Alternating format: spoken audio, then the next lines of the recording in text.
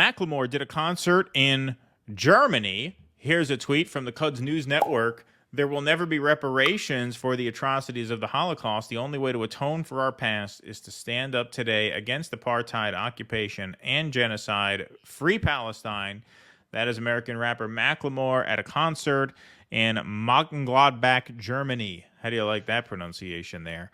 Here he is on stage before his performance of the new song, Hins Hall. And I will say that the atrocity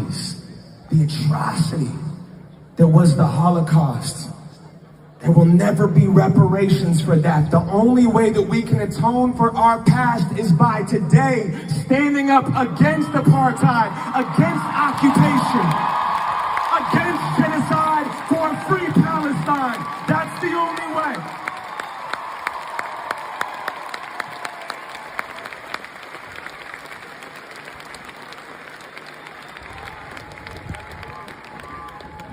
And I know, because I want the same thing for everybody, right? I want the same thing for everybody. I want everyone to feel safe. I want everyone to feel loved. I want everyone to feel like they can wake up and have a shot at the day, to have breath in their lungs and to not be scared.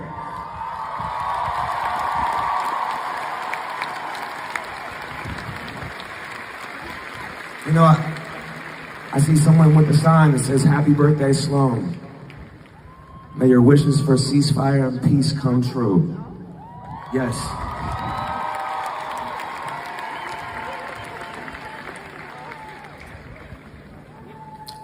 And I just want to urge everybody.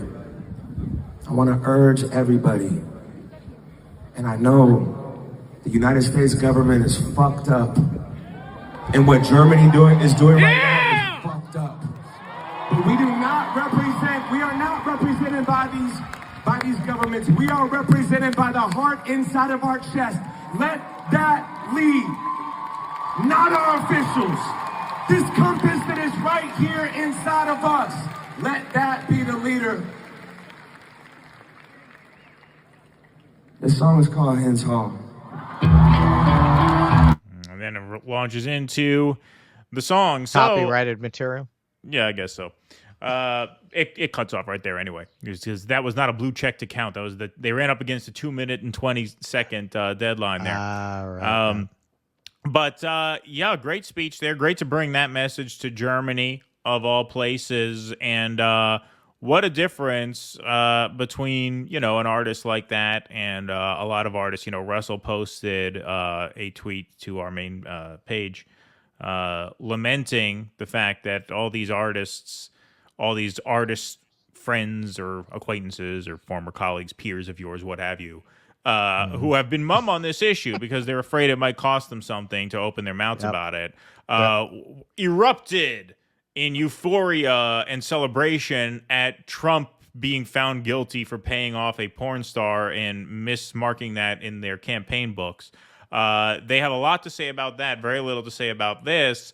Here's an artist taking this message to Germany, of all places, calling out not only the American government, but the German government, which has much more draconian laws on the books in terms of what you can and can't say about issues like this. Yeah, these people who virtue signaled about Trump getting convicted over a porn star, who have absolutely nothing to say about Israel, these people are fucking pigs, man. I'm sorry.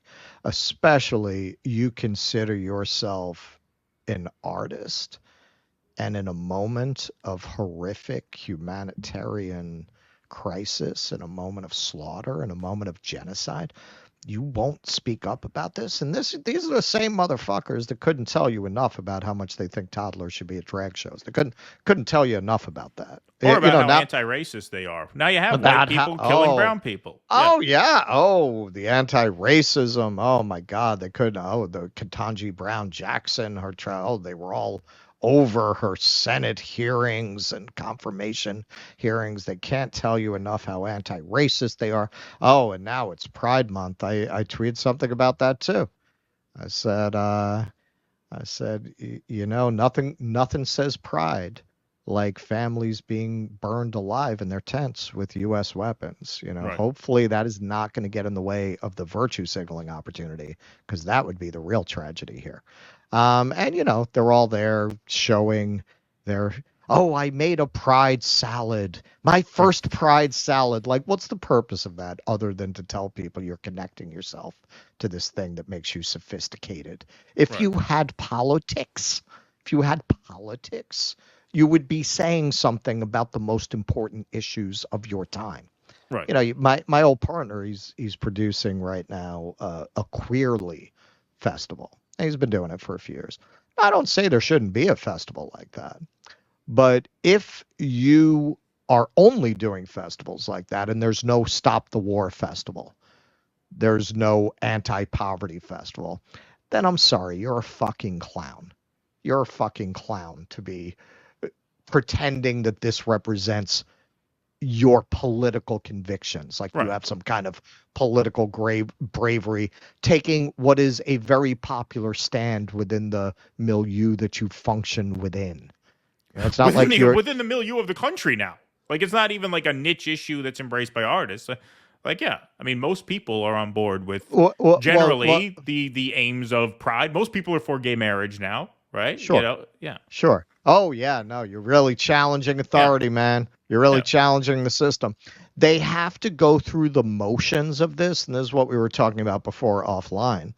Yeah, man, when you did a monologue about what it was like to come out to your Catholic parents, when you did that show in 1985, it was relevant. It was important. It was opening up unseen elements of human experience. Is anyone going to argue now that experience is unseen or unheard? But they can't move beyond it, because to move beyond it would be to take on issues that would actually cost them something. Right. You that would have to take a chance. Yeah. You would actually have to. And those artists who did those shows back then, they were taking a chance. They were taking a chance. Yep. But not now. No. Not now. But they want to ape off the real bravery of those artists from the past. Right. At a time when it no longer represents bravery, it actually represents cowardice. It represents you wanting to cosplay as some kind of paradigm shifting radical at a time when the paradigm is already shifted on the issues that you're raising. These aren't even really issues anymore. And where you do want to break new ground, it's in deeply unpopular elements like kids at drag shows. This is what you want to get into. Meanwhile, and again, if you want to get into that, whatever my views on it are, I wouldn't consider it illegitimate if you were raising questions of poverty, if you were raising questions of war in a moment of genocide.